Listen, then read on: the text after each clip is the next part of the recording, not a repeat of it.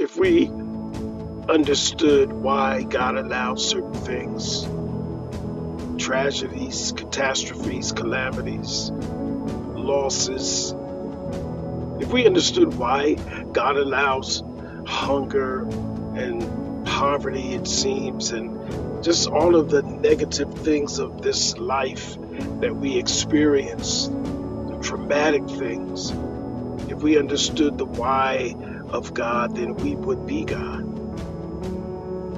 There's got to come a point in our experience, in our walk, in our talk even, and in our lives as we live our lives out. We've got to come to a point where we learn to trust He who is greater than we are. Because there's always an end strategy. There's always a purpose. There's always a plan. And He knows what He's doing.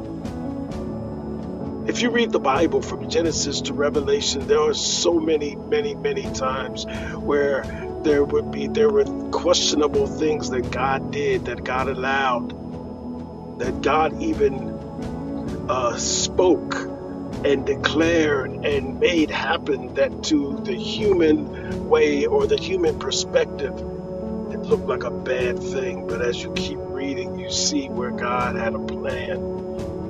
And the plan has always been for our good. The plan has always been for our deliverance. The plan has always been for us to live out eternity with Him in fellowship, in joy, in happiness, in peace. But there's a process to getting to that point. Not because God couldn't just make it happen, but He gave us this thing called free will that causes mankind to just do and say things and be ways that cause God to have to respond in a way so that He can maintain and fulfill His plan.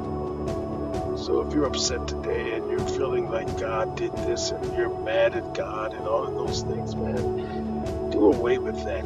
Until you become God, you have no right to be angry, except with yourself, with me, or with mankind. God is God, and God is love. And everything He's doing, everything He's allowing is for our good and His glory.